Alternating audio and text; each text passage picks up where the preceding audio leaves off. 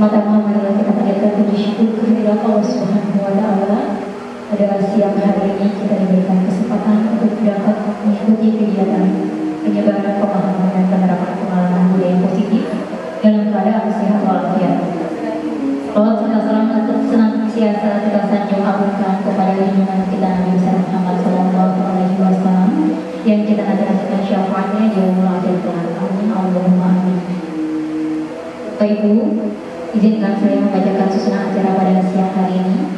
Yang pertama yaitu pembukaan, kedua doa, ketiga sambutan, keempat materi penyebaran pemahaman dan penerapan pengalaman budaya positif, dan yang kelima penutup. Untuk mengawali acara kita pada siang hari ini, marilah bersama-sama kita membacakan basmalah. Bismillahirrahmanirrahim. Baiklah Bapak Ibu, untuk bantu melanjutkan acara kita pada siang hari ini, kita lanjutkan dengan doa bersama sesuai dengan keyakinan masing-masing. Yang beragama Islam akan diimami oleh Bapak Lejar. Mohon kesediaan kepada Bapak Lejar untuk memimpin doa pada siang hari ini.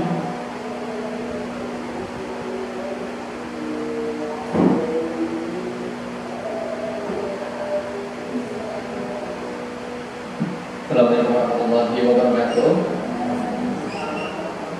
Bapak Ibu semua, sebelum kita mulai acara pada siang hari ini, kita berdoa agar acara pada pagi ini pada siang ini dapat berjalan dengan lancar. Bismillahirrahmanirrahim. Allahumma sami'na wa ta'ala Qur'an rabbana wa ikal nasir. Fasallim radhiyallahu ta'ala an sayyidina Rasulillah ajma'in. Alhamdulillahi rabbil alamin.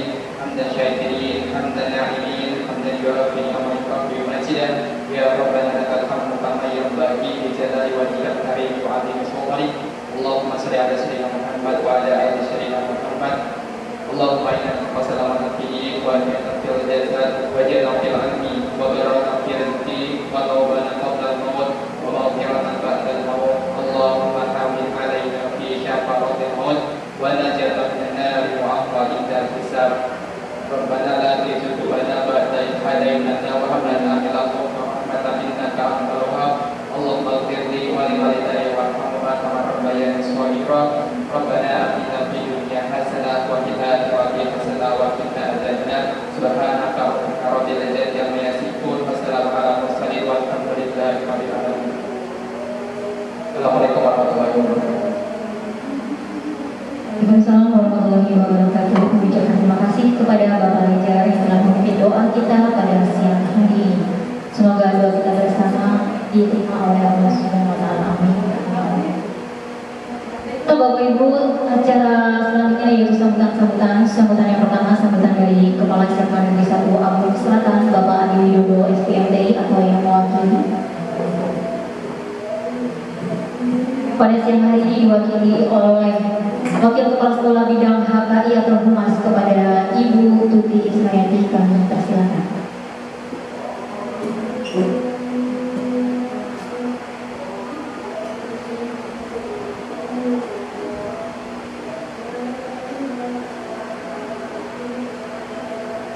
Assalamualaikum warahmatullahi wabarakatuh.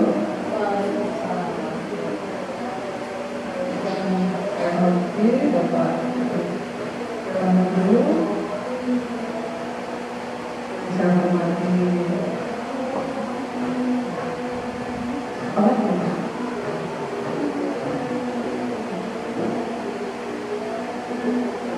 Bu dan tugas kita tadi ada kegiatan penyebaran pemahaman dan penerapan pengalaman budaya. Pertama-tama adalah kita panjatkan puji syukur atas kehadirat Allah Subhanahu wa Ta'ala yang senantiasa mencurahkan rahmat dan hidayahnya kepada kita semua. Dan pada kesempatan siang hari ini kita dapat melaksanakan kegiatan penyebaran pemahaman dan penerapan pengalaman budaya positif. Pasal serta salam marilah kita haturkan kepada junjungan besar Nabi kita itu Nabi Muhammad SAW. Kita nantikan syafaatnya yang mulia. Amin. Allahumma amin. Bapak Ibu, tidak banyak yang saya sampaikan dalam kesempatan hari ini pada kegiatan penyebaran pemahaman pemahaman dan penerapan pengalaman budaya positif yang nantinya kegiatan yang akan disampaikan oleh Ibu Fajar Puspita SPD mudah-mudahan bisa dalam dengan lancar dan bisa menjadi motivasi bagi Bapak Ibu lainnya untuk mengikuti kegiatan ini. Itu yang bisa saya sampaikan. Terima kasih. Baik, Assalamualaikum warahmatullahi wabarakatuh. Waalaikumsalam warahmatullahi wabarakatuh. Terima kasih atas sambutannya kepada Wakil Kepala Sekolah Bidang HKI atau Humas Ibu Tuti Ismaryati. Baiklah Bapak Ibu, kita langsung memasuki acara inti penyampaian materi dari penyebaran pemahaman dan penerapan pengalaman budaya positif yang pada siang hari ini pematerinya yaitu Ibu Putu Fajar Puspita Sari SPD. Kepada beliau kami persilakan.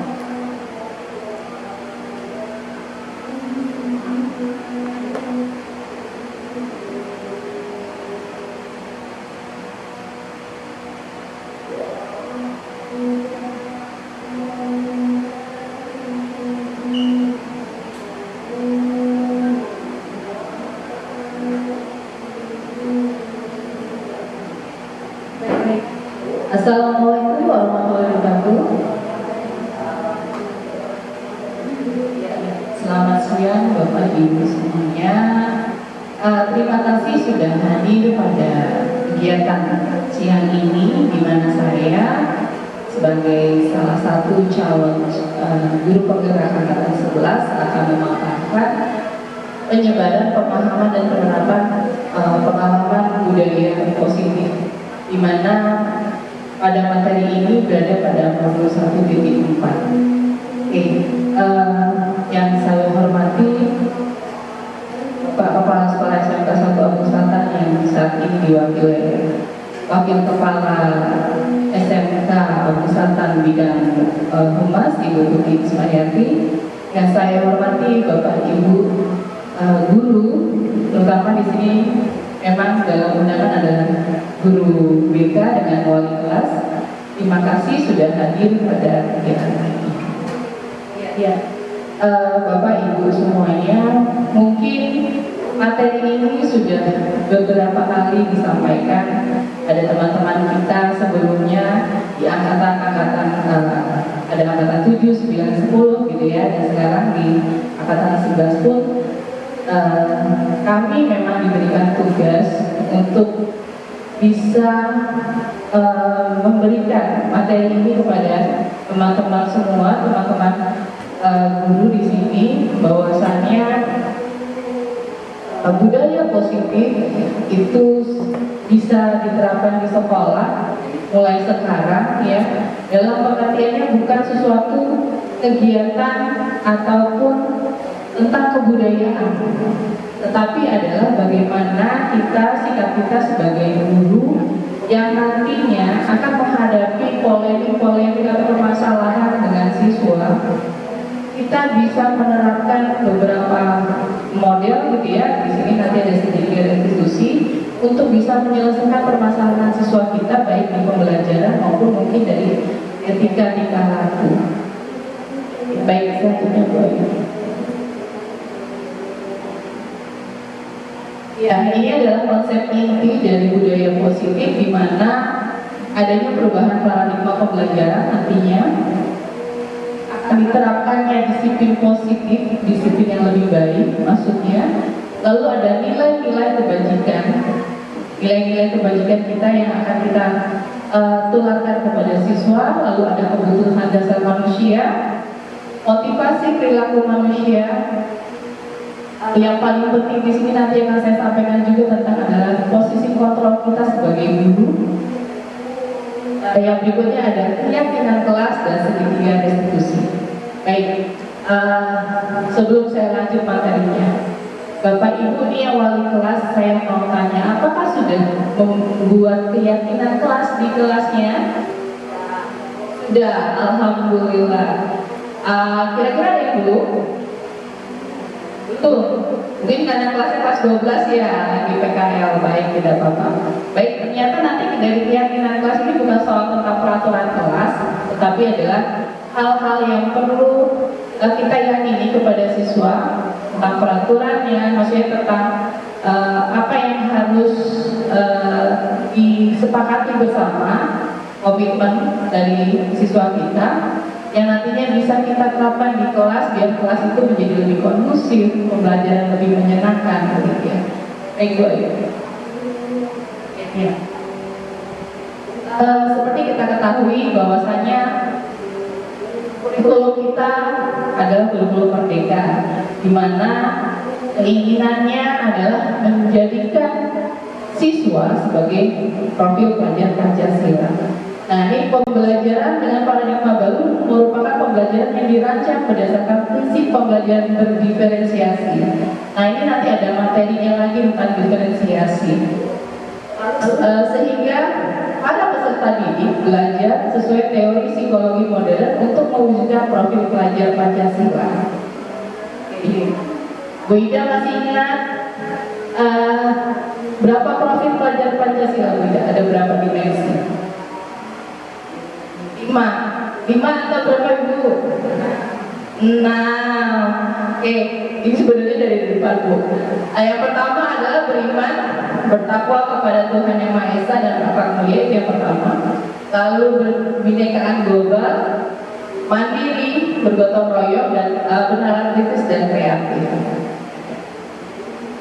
Nah, ini adalah miskonsepsi tentang teori kontrol, Bapak Ibu. Yang saya berikan gambaran adalah di mana kita ilusi seorang guru mengontrol murid itu biasanya kita ingin kemauan kita dituruti, peraturan tetap harus ditegakkan, seperti itu kurang lebih. Jadi kita memaksa kepada siswa, akhirnya nanti dampaknya agak kurang baik pada siswa. Ini saya buatkan gambar di mana seorang anak ya kita keraskan, nanti sifatnya pun berubah menjadi keras juga kepada orang lain. Ada ilusi bahwa semua penguatan positif efektif dan bermanfaat. Ilusi bahwa semua penguatan positif efektif dan bermanfaat. Lalu ada ilusi bahwa kritik dan membuat rasa bersalah mampu menguatkan karakter. Apakah setuju Bapak Ibu? Ilusi bahwa kritik dan membuat rasa bersalah mampu menguatkan karakter. Gimana Bu Rama? Setujukah dengan perkataan yang di depan? Tentu tidak ya. Karena nanti kita akan lihat di slide berikutnya ada ilusi bahwa orang dewasa berhak memaksa, apalagi ini ya Bu ya. Tidak. Jadi bahwasanya sekarang di dalam kita pembelajaran di sekolah gitu ya, kebanyakan itulah guru dominan membuat pengennya anak menjadi karakter yang sesuai dengan dia, sedangkan ternyata kita anak-anak kita tuh punya karakter yang berbeda-beda. Makanya tadi di awal ada pembelajaran berdiferensiasi sebenarnya. Lanjut Ibu. Ya. Kurang lebih mengubah paradigma stimulus respon dan pendekatan teori kontrol. Maaf kok Ibu. Ya. Stimulus respon tentang dunia di tabel sebelah kiri, lalu ada teori kontrol tentang dunia. Kalau stimulusnya biasanya adalah tentang realitas atau kebutuhan kita sama. Tapi kalau di teori kontrol itu realitas kita berbeda. Lalu untuk semua orang melihat hal yang sama, sedangkan kalau di teori kontrol itu setiap orang memiliki gambaran yang berbeda. Ya ini agak lumayan banyak, dimana memang dari stimulus dan teori kontrol ini hasil akhirnya kalau yang stimulus model berpikir menang kalah, kalau di teori kontrol model berpikirnya adalah menang-menang, jadi memenangkan gitu ya. Di sini hanya ada yang bisa mengontrol diri Anda, seperti itu. Lanjut. Ya. Kita beralih kepada disiplin positif. Disiplin positif berasal dari kata disiplin.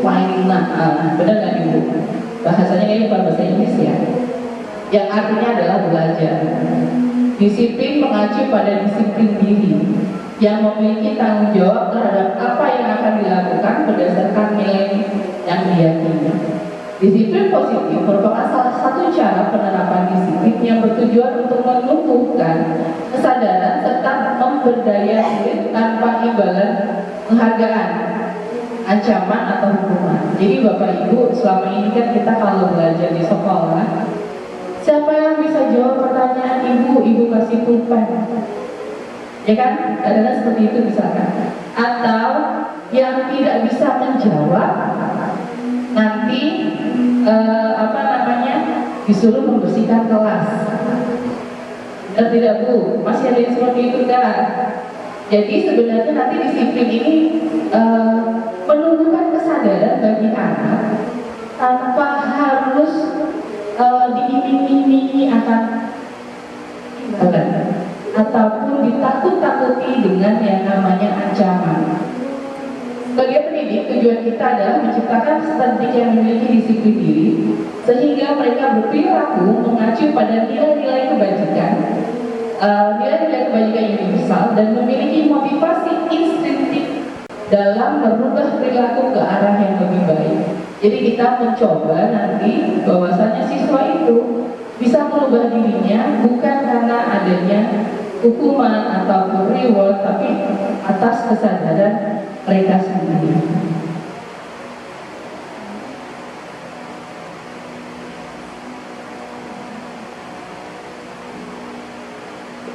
Baik, ini adalah tentang nilai-nilai kebajikan.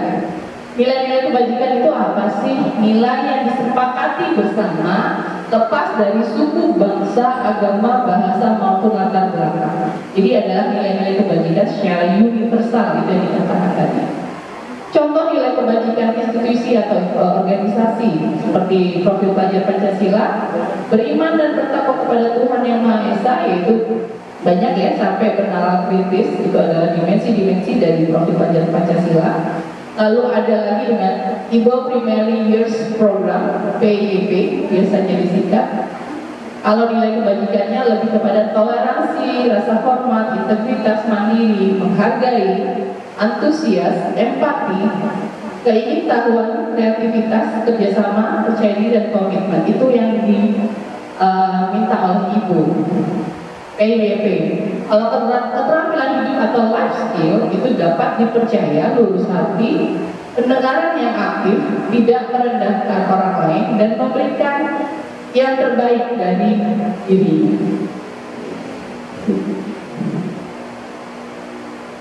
Tadi ada di depan saya sampaikan kita akan melihat kebutuhan dasar manusia. Kebutuhan dasar manusia itu seperti apa? Yaitu adalah kebutuhan dasar segala sesuatu yang kita lakukan untuk mendapatkan apa yang kita inginkan. Seluruh tindakan yang kita lakukan memiliki tujuan tertentu, dan semua usaha yang terbaik yang kita lakukan adalah dalam rangka agar kebutuhan dasar kita terpenuhi dengan baik. Bapak Ibu, kira-kira sebelum saya lanjutkan ada pertanyaan? Ya, lanjut ya Bu. Ya, ini adalah kebutuhan dasar manusia, yaitu adalah bertahan hidup, yang pastinya sandang pangan papan. Lalu ada kasih sayang, rasa diterima, dipedulikan, berbagi cinta kasih gitu ya, kerjasama, menjadi bagian dalam kelompok. Ini adalah kebutuhan yang kedua. Yang ketiga, penguasaan, harga diri, keinginan untuk dianggap, memimpin, berprestasi, diakui dan didengar. Itu adalah kebutuhan dasar yang ketiga. Yang keempat, kebebasan. Ya, mandiri, memiliki pilihan, mencoba hal baru, mampu mengendalikan arah dirinya. Yang berikutnya adalah kesenangan atau bermain, humor, antusias, dan tertawa. Nah, ini Bapak Ibu, ini sebenarnya adalah kebutuhan dasar manusia, 5 kebutuhan dasar. Kita harus memahami bahwasanya siswa kita ini juga memiliki kebutuhan dasar. dia pengen bertahan hidup, dia ingin kasih sayang, ingin diterima seperti ya. Juga adanya penguasaan, pengen kebebasan serta kesenangan. Jadi melalui 5 dasar ini kita mencoba untuk memahami apa sih keinginan siswa kita. Mungkin ada waktunya dia ingin menunjukkan dirinya bahwa saya bisa lebih baik seperti itu, bahwa saya mampu. Tapi ada kala di mana mereka juga merasa butuh yang namanya kasih sayang, butuh rasa diterima, seperti itu ya. Jadi mereka pengen benar-benar dipahami. Jadi azan kita sebentar. Baik Bapak Ibu, kita lanjutkan kembali tentang pembelajaran 2.2 yaitu teori motivasi, hukuman dan penghargaan restitusi. Teori motivasi perilaku manusia. Ada motivasi eksternal, yaitu untuk menghindari ketidaknyamanan atau hukuman. Kata-katanya seperti ini, apa yang akan terjadi apabila saya tidak melakukannya, itu yang terpikirkan oleh siswa. Berikutnya ada motivasi eksternal yang kedua, mendapatkan imbalan dari orang lain atau institusi. Jadi apa yang akan saya dapatkan apabila saya melakukannya. Berikutnya adalah motivasi internal, tujuan disiplin positif, di mana untuk menghargai diri sendiri. Saya akan menjadi orang yang seperti apa bila saya melakukannya.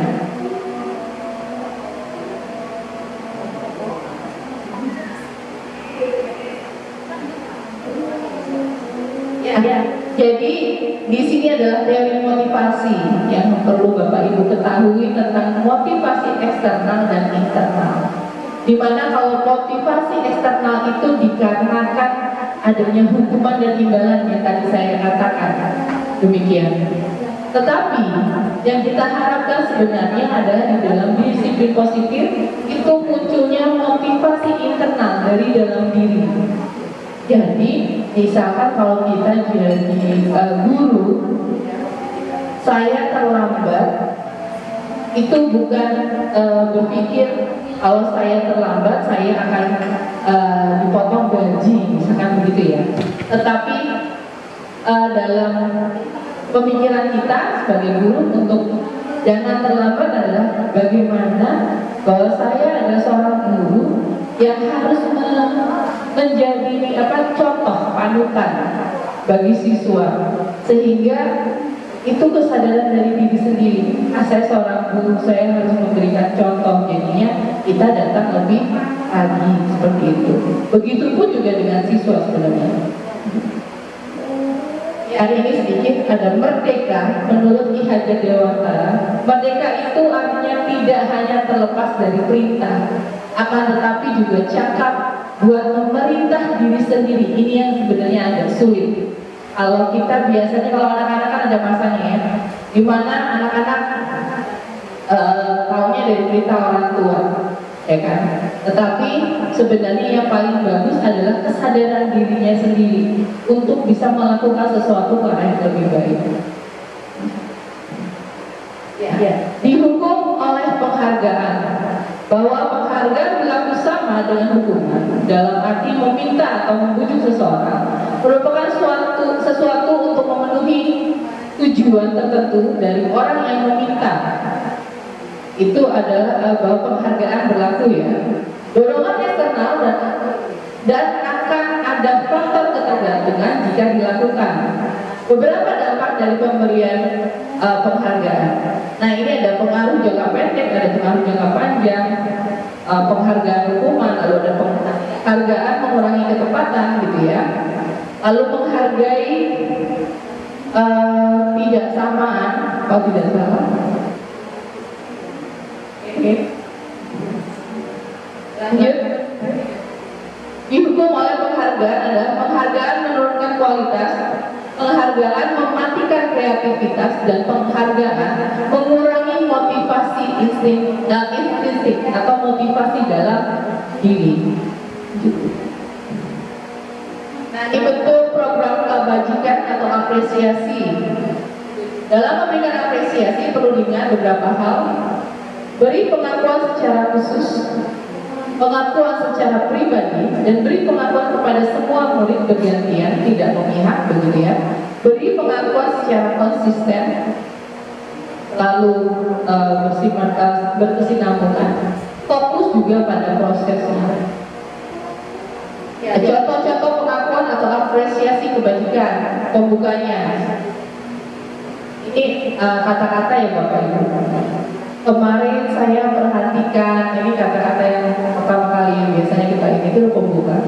Nilai kebajikannya rasa empati itu besar sekali. Karena di situ ada situasi pada saat siswa menolong, murid baru di kelas kita. Ini situasinya yang kedua, pada saat kamu membantu temanmu di tugas kelompok, itu nilai kebajikannya namanya nilai kepedulian. Di situ ada kata-katanya yang saya menghargai. Ya. Lalu situasi yang berikutnya pada saat kamu memungut kertas yang berserakan di lantai, nilai kebajikannya adalah rasa tanggung jawab. Terima kasih untuk, akan kita tambahkan lagi, terima kasih telah memungut kertas untuk kebersihan seperti itu. Ya. Nah, ini saya mau tanya sama ibu-ibu. Bapak Ibu semuanya yang ada di sini. Di sini ada contoh beberapa tindakan. Bapak Ibu silahkan mengira-ngira ini apakah sebagai hukuman atau sebagai konsekuensi. Yang pertama, mencatat 100 kali di dalam buku kalimat, saya tidak akan terlambat lagi. Karena siswanya terlambat ke sekolah. Gimana Bu Asuti? Ini hukuman atau konsekuensi? Hukuman. Oke, yang berikutnya, lari mengelilingi lapangan basket 2 kali karena terlambat hadir. Apa Bu? Konsekuensi. Yakin konsekuensi. Ada yang lain? Hukuman. Masih hukuman. Oke, kita lihat lagi. Ini berarti hukuman, ini masih hukuman ya Bu? Atau konsekuensi tadi Bu Rosa bilang. Oke, yang berikutnya, murid diminta untuk push up 15 kali karena tidak menggunakan masker. Masih hukuman. Menggantikan kertas tugas teman yang telah dicoret-coret. Konsekuensi. Lanjut, bawahnya membersihkan tumpahan air di meja tulis karena tersenggol. Konsekuensi. Murid disuruh untuk mengenakan sepatu seharian karena tidak mengenakan sepatu. Disuruh mengenakan karena tidak mengenakan sepatu hitam. Hukuman. Dia tetap boleh mengenakan sepatu seharian. Konsekuensi. Hukuman, betul. Oke, lari mengelilingi lapangan basket 2 kali karena terlambat 10 menit untuk pelajaran PJOK tadi. Jadi hukuman di sini hukuman ya. Di sini konsekuensi. Ini hukuman dan konsekuensi. Kita lihat jawabannya Bu Ayu.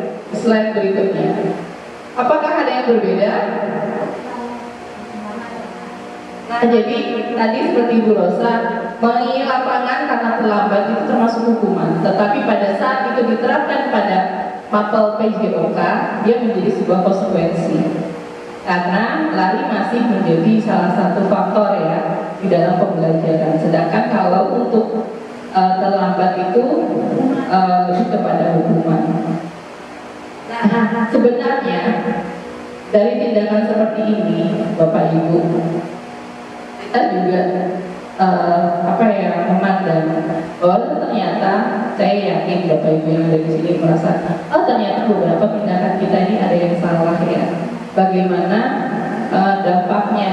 Sebenarnya dampak-dampak dari hukuman itu tadinya akan mendapat. Tadi yang saya katakan ya, teori tentang miskonsepsi tadi, bahwasanya itu nanti kan jadi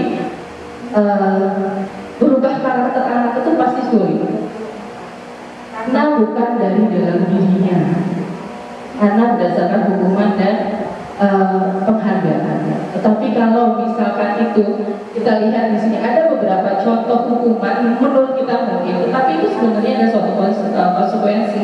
Kalau kamu mencoret kertas temanmu, ya kamu berikan kertas yang baru. Itu adalah konsekuensi. Begitu juga kalau sudah melupakan, ya harus dibersihkan. Tidak menjadi sebuah hukuman karena memang itu sudah terjadi, ya masa harus dibiarkan. Ya, lanjut Ibu Ayu. Ya. Ini perbedaan antara hukuman dan konsekuensi. Seperti Bapak Ibu ketahui, nih, kalau hukuman itu menyakitkan kalau sudah terjadi.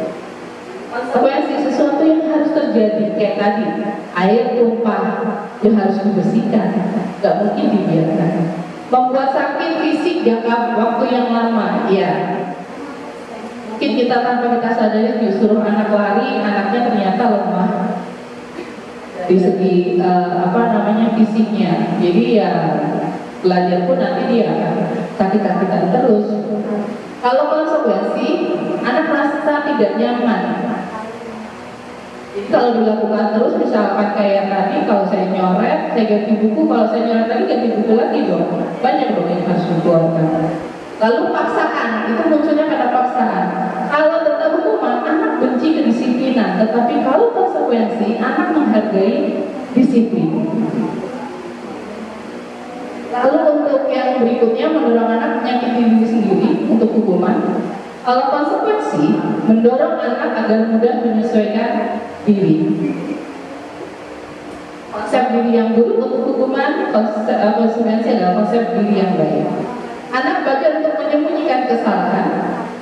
Jadi kalau nanti bentuknya ada hukuman, mereka pura-pura tidak melakukan kesalahan karena takut dihukum. Sedangkan dalam konsekuensi, anak belajar untuk mematuhi peraturan.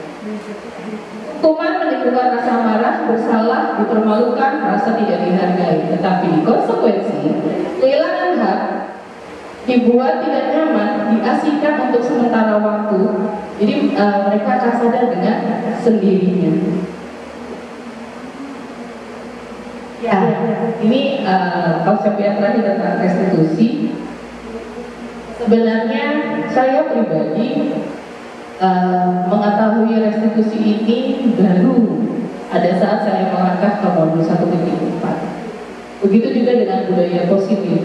Yang tadinya saya pribadi mau berpikir bahwa budaya positif adalah suatu hal-hal yang berkaitan dengan kebudayaan atau suatu hal-hal perbuatan baik saja atau program lah. Kita buat program yuk yang gotong royong dan segala macam, itu tentang budaya positif pikir saya. Ternyata enggak. Budaya positif itu adalah bagaimana kita membangun karakter siswa kita ke arah yang lebih baik. Jadi pada tindakan-tindakan kecil, pada tindakan atau perkataan kita, ternyata dari perkataan kita itu akan menimbulkan dampak yang cukup lumayan kepada siswa kita. Restitusi adalah proses menciptakan kondisi bagi murid untuk memperbaiki kesalahan mereka, sehingga mereka bisa kembali pada kelompok mereka dengan karakter yang lebih kuat. Kalau baca di Google, restitusi lebih kepada memang tentang kalau kita melakukan kesalahan pada tindak pidana gitu ya.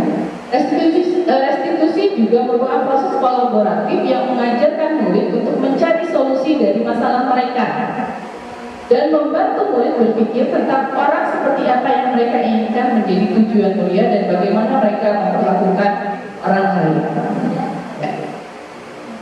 Ini mengapa menjadi salah satu saya mengajukan penerapan disiplin positif ini. Saya minta tolong kepada teman-teman dari guru BK, karena saya yakin teman-teman dari guru BK ini kan banyak caranya kita bertindak sesuai dengan kebutuhan yang diinginkan oleh siswa kita.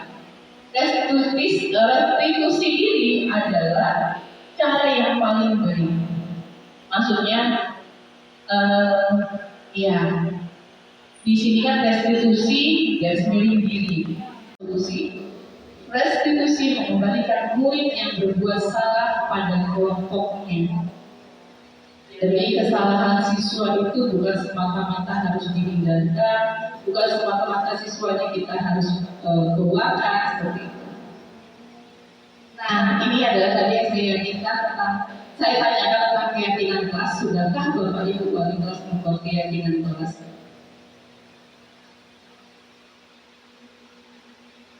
Kenapa keyakinan kelas sangat perlu? Karena disitulah nantinya kita bisa mengajarkan anak kita tentang yang namanya konsekuensi, bukan hukum. Kemarin saya lihat kamu sering terlambat. Kira-kira kita cari solusi bagaimana? Tanyakan dulu apa keyakinan kelas kita. Tidak boleh terlambat di dalam pembelajaran. Lalu kenapa kamu terlambat? Dia akan bercerita tentang alasannya. Kira-kira kamu bisa memperbaikinya tidak? Apa yang bisa kamu perbaiki? Apakah keyakinan ini tetap harus dilakukan? Tetap. Misalnya pertanyaan-pertanyaan seperti itu yang artinya kita tidak membuat dia merasa bersalah, tapi menyadarkan mereka bahwa mereka melakukan salah. Kalau membuat rasa bersalah dan menyadarkan itu beda. Kalau membuat rasa bersalah, anak itu akan tertekan. Tapi menyadarkan bahwa mereka melakukan kesalahan, itu seperti kayak kita membangunkan, membangunkan anak ya. Ini kan kita ingatkan gitu.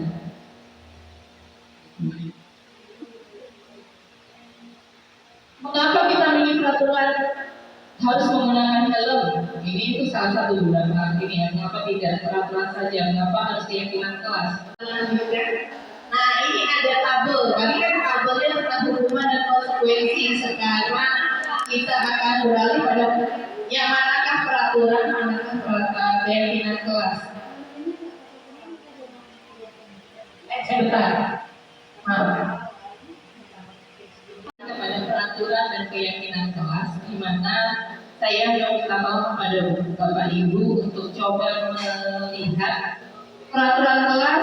Salah satu contohnya misalkan ya, selalu kembalikan buku ke tempatnya. Nilai kebajikan apa yang kira-kira masuk di dalam tanggung jawab. Oke.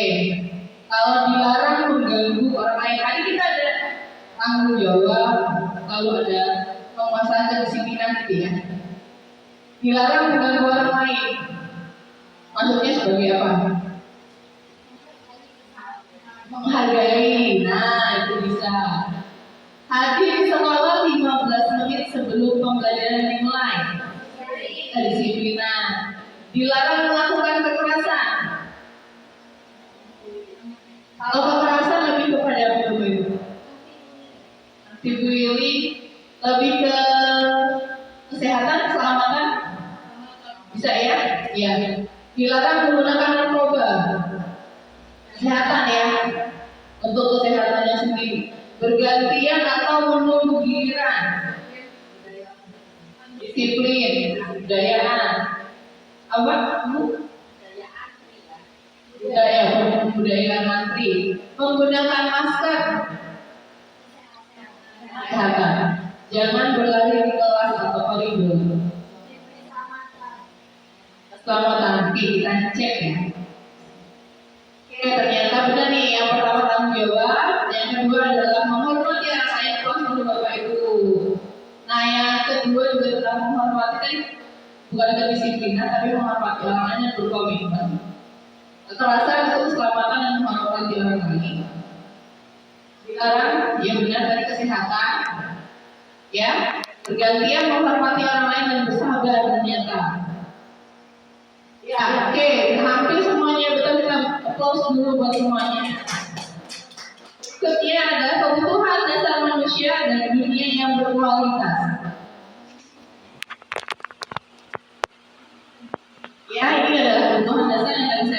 berikan. Nah, ini adalah tentang 5 posisi kontrol kita sebagai seorang guru. Gimana kan posisi Bapak Ibu sekarang?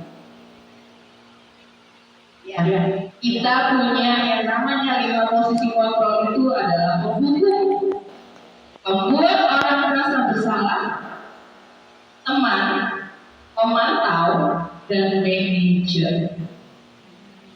Boleh Bayu, coba saya mau tanya dengan Bu Septi. Dari tabel ini, kira-kira sudah ada di posisi mana Bu Septi selama ini kepada siswa?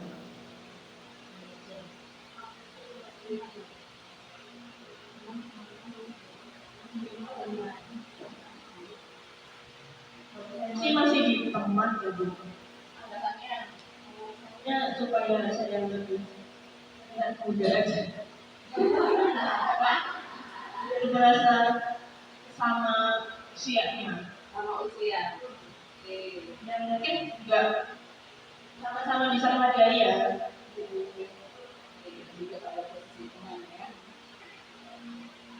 Kalau Putri, gimana Putri? Di situ ada menghukum, membuat orang merasa bersalah, teman, pemantau. Di mana sebenarnya kalau menghukum itu lebih pada kalau kita tidak melakukannya, awas ya, yang seperti itu. Menghati, menyakiti, suka nyindir itu termasuk menghukum.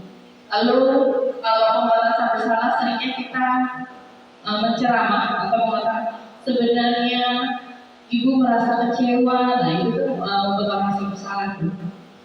Kalau teman membuatkan alasan-alasan untuk muridnya.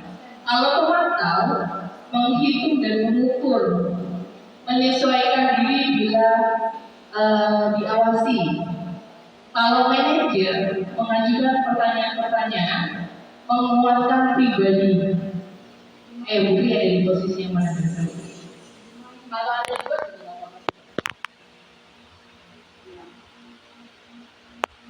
untuk saya pribadi, saya terkadang merangkul, jadi merasa dengan teman ya, merangkul. Jadi pada saat tertentu saya bisa marah, ya kan? Tergantung dari kondisi kita. Jadi kalau manajer, ya. Kalau manajer itu pada waktu praktek itu kita lebih ke manajernya. Terima kasih Putri. Baik, sebenarnya kata manajer di sini bukan hanya pada saat kita praktek saja begitu. Maksudnya dikondisikan kepada saat kita mengontrol siswa dalam pembelajaran bisa di dalam lingkungan sekolah juga bisa, gitu ya. Karena memang kan terjadi tidak hanya di dalam kelas saja. Tapi terima kasih Budi tadi. Mungkin teman-teman merasa masih menjadi teman, tetapi juga sudah pada posisi manajer gitu, alhamdulillah. Karena pada saat kita di posisi kontrol kita sebagai penghukum dan membuat rasa bersalah, sebenarnya ini adalah posisi kontrol yang nantinya identitas menjadi gagal. Karena kita lebih cenderung kepada hukuman dan menyalahkan. Anak akan merasa ketakutan. Anak merasa terbebani. Jikalau kita sering sekali awas ya kamu, begitu lagi awas ya. Itu sebenarnya masih kepada membuat rasa bersalah ataupun penghukum gitu ya. Nah, tapi kalau untuk posisi teman ini identitas berhasil, tetapi kontrol dirinya masih dari luar, bukan dari dalam. Jadi kalau kita satu contoh saja, siswa kita tidak menggunakan baju praktek atau siswa kita tidak menggunakan baju sesuai aturan yang berlaku gitu ya. Tidak semata-mata kita menyalahkan dia. Kenapa kamu pakai baju seperti ini? Tetapi yang benar adalah kamu tahu tidak tentang keyakinan kita, peraturan kita apakah pakai baju sesuai dengan aturan. Lalu kenapa sekarang kamu melakukannya? Ditanyakan dulu apanya, karena pasti dia punya alasan. Setelah tahu alasannya, baru kita tanyakan kira-kira konsekuensi apa atau bagaimana cara kamu memperbaikinya. Kalau anak itu bilang, saya mau pulang ke rumah Bu, ganti baju, sebenarnya kita harus memperbolehkan. Tapi kira-kira sampai jam berapa? Waktunya pukul berapa? Waktunya lagi itu diperbolehkan Bapak Ibu. Karena memang anak itu mencarikan solusi untuk dirinya sendiri. Dia merasa tanggung jawab untuk pulang ke sekolah, ke rumah. Yang nantinya itu kalau dia lakukan capek ya, saya pulang pergi ternyata. Jadi besok lagi saya harus pakai baju sesuai dengan aturan. Nah, pada saat Bapak Ibu sudah melaksanakan kata-kata yang seperti itu, alur-alur di dalam posisi itu, kita sudah sebagai manajer. Tidak lagi pada menghukum atau membuat rasa bersalah, bisa juga masih sebagai teman, gitu ya. Tetapi di sini di posisi kontrol sebagai manajer, dia tahu kesalahannya itu berasal dari dirinya sendiri, menghargai dirinya sendiri. Kata-katanya yang biasa sering kita lakukan adalah apa yang kita yakini, apa yang sudah ada dalam peraturan kita boleh saja. Lalu apa yang bisa kamu kerjakan untuk memperbaikinya?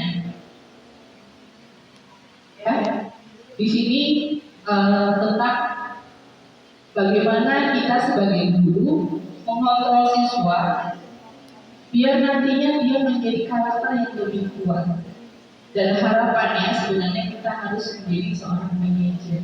Bukan manajer itu adalah kepala sekolah. Manajer itu untuk semua guru, bukan wakil kepala sekolah, bukan pembina OSIS, tetapi semua. Itu ada tugas. Kenyataannya saya kecewa sekali dengan kamu. Itu membuat rasa bersalah. Kamu tidak pernah benar-benar melakukannya. Ayo lakukan demi Bapak Ibu. Itu adalah kata-kata sebagai kontrol teman-teman. Apakah kamu mau mendapatkan stiker bintang? Hari ini biasanya dilakukan anak SD ke guru SD. Itu sebagai pemantau. Bagaimana kamu bisa menyelesaikan masalah ini? Jadi anak-anak suruh mencari penyelesaiannya sendiri sesuai dengan kemampuannya. Kita sudah menjadi seorang manajer. Gerak antara peraturan pemantauan konsekuensi yang bahagia atau nilai-nilai manajer untuk nilai-nilai manajer memperbaikinya. Kamu tidak bla saya akan, nah itu masih pernyataan hukuman. Apa yang kamu yakini? Bagaimana memperbaiki masalah? Di sini adalah posisi kita sebagai manajer. Jadi pernyataan saya hari ini mungkin lebih kepada nantinya teman-teman menerapkan budaya positif tadi, bukan karena kita harus hanya mendisiplinkan siswa, tetapi ternyata dari perkataan kita, kata-kata kita inilah yang nantinya membangun budaya positif. Ya mudah-mudahan nanti dari sini teman-teman bisa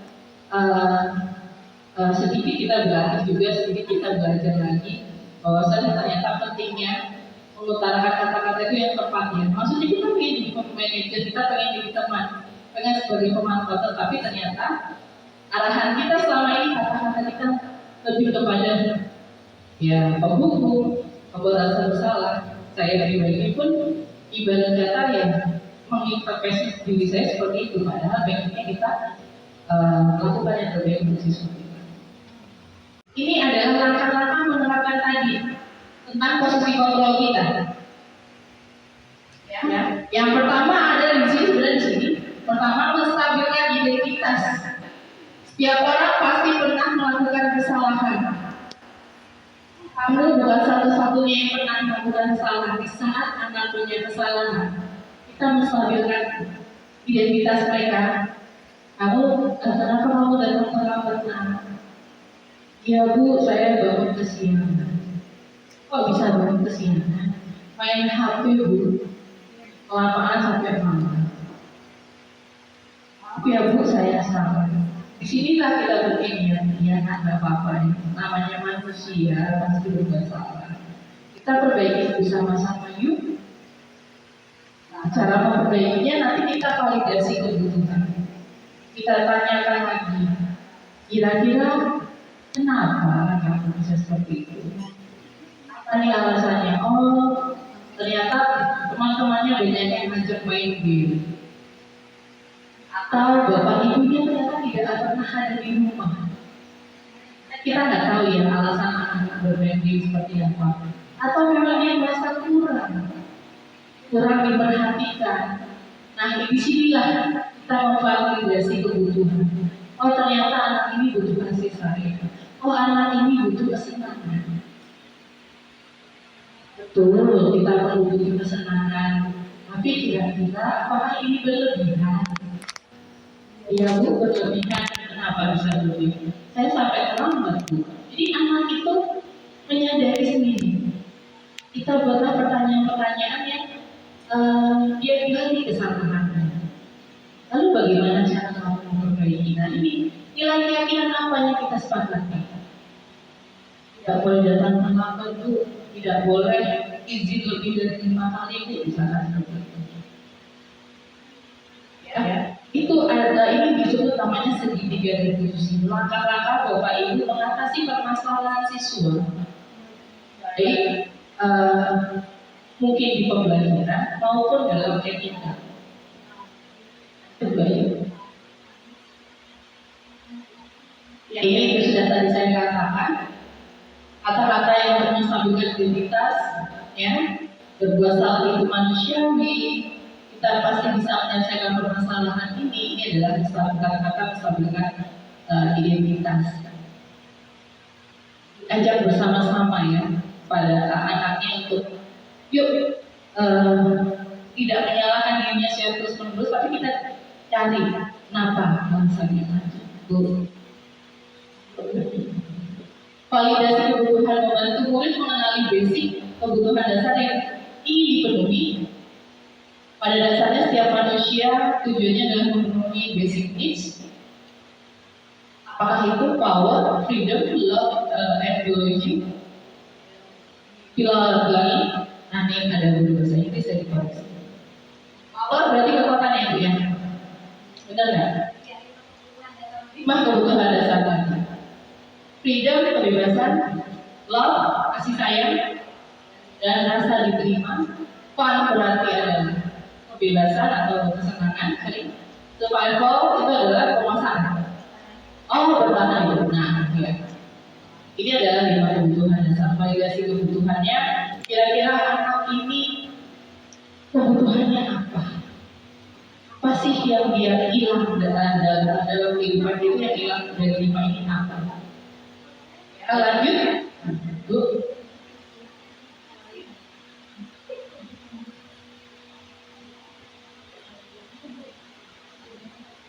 Yang sebelumnya menanyakan keyakinan anak melihat kesalahan dihubungkan dengan norma sosial dan nilai yang mendasari manusia berinteraksi dengan yang lainnya. Apa nilai kelas yang kita yakini? Itu kenapa tadi saya katakan keyakinan kelas itu adalah hal yang paling mendasar sebagai wali kelas. Pada saat anak berbuat kesalahan, kita tanyakan keyakinan kita ini apa? Bagaimana cara kamu memperbaiki? Nilai universal apa yang disepakati, kelas yang ideal itu seperti apa? Kamu ingin jadi anak seperti apa? Apa yang kamu rasakan? Apa yang ingin? Ketika kamu melakukan itu, kamu menjadi orang yang seperti apa? Itu adalah banyak tentang keyakinan kelas. Lanjut. Ya, baik. Ini refleksi, kita sudah menuju kepada refleksi. Setelah kurang lebih 60 menit saya memaparkan materi ini, saya ingin coba untuk bertanya kepada teman-teman untuk menjawab beberapa pertanyaan yang ada di depan. Bu DJ bisa? Hal baru apa yang mengubah paradigma saya yang saya dapatkan pada pembelajaran hari ini? Kira-kira gimana?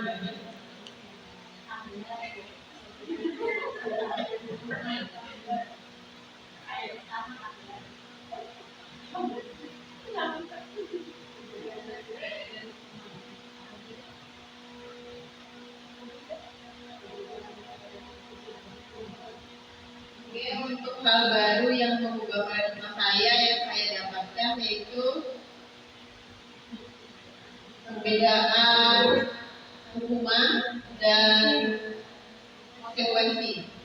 Itu tadi yang saya dapatkan. Ada yang lain mau menambahkan? Boleh? Tidak? Oh, oke, bilang mas, silakan silakan.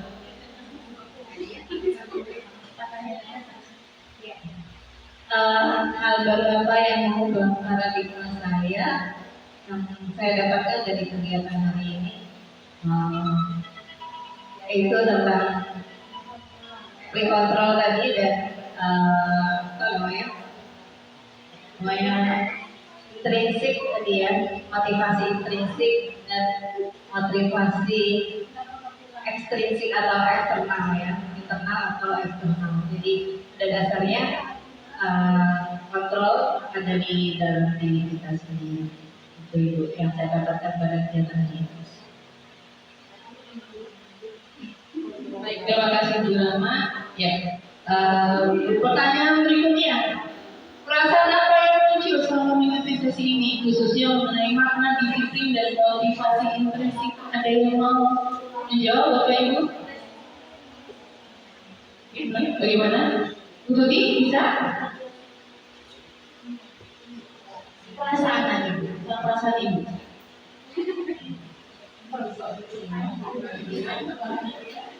Yang jelas mendapatkan pengetahuan tentang motivasi diri budaya positif untuk bagaimana kita menempatkan diri kepada serta didik seperti tadi, maka kapan saatnya kita bisa sebagai teman dan kapan saatnya kita memposisikan sebagai manajer. Ya, terima kasih Bu Tuti. Pertanyaan berikutnya, Rampal seperti apa yang saya tahu? Ini dia. Nomor 4 deh, saya akan menjadi amok yang seperti apa setelah mengikuti kegiatan ini. Pak Agustin bisa mengakui mungkin?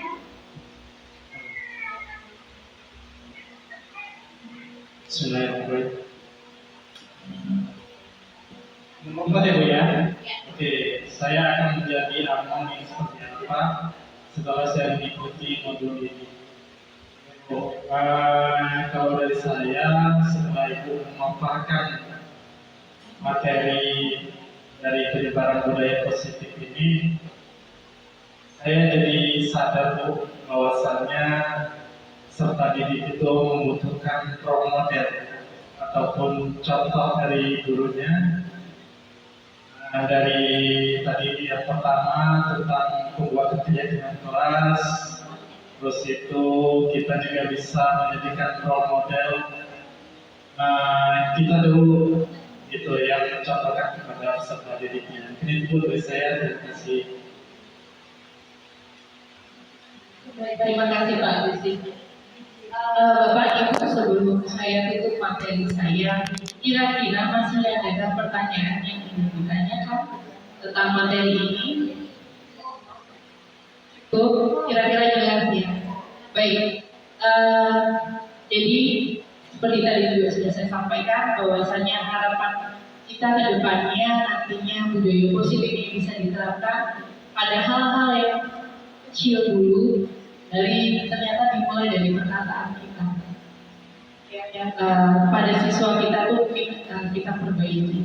Lalu tadi tentang hukuman dan konsekuensi, di mana ternyata ada beberapa hal hukuman itu menjadikan diri siswa itu menjadi tidak malu-malu atau tidak percaya diri seperti itu ya. Tapi kalau kita berikan kepada konsekuensi, dia menjadi lebih karakternya jadi berubah.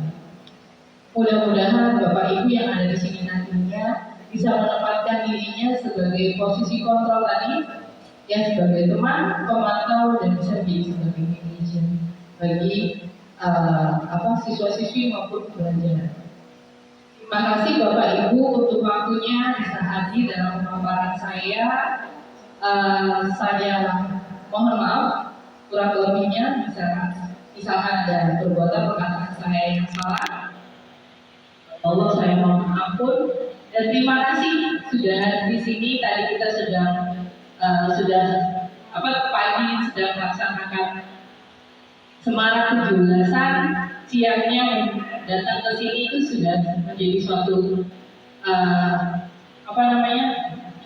hal yang sangat baik. Terima kasih banyak gitu ya, ingin saya ingat bahwa teman-teman masih mau berpartisipasi. Saya akhiri materi saya. Assalamualaikum warahmatullahi wabarakatuh.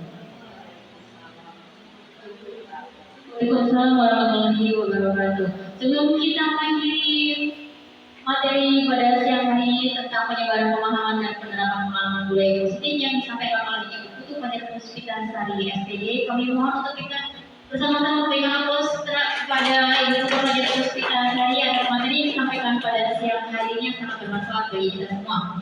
Baiklah Bapak Ibu, materi tadi sekaligus tanya jawab mengakhiri acara kita pada siang hari ini. Saya selaku pembawa acara, mohon maaf apabila ada kata-kata yang salah. Saya akhiri. Wassalamualaikum warahmatullahi wabarakatuh.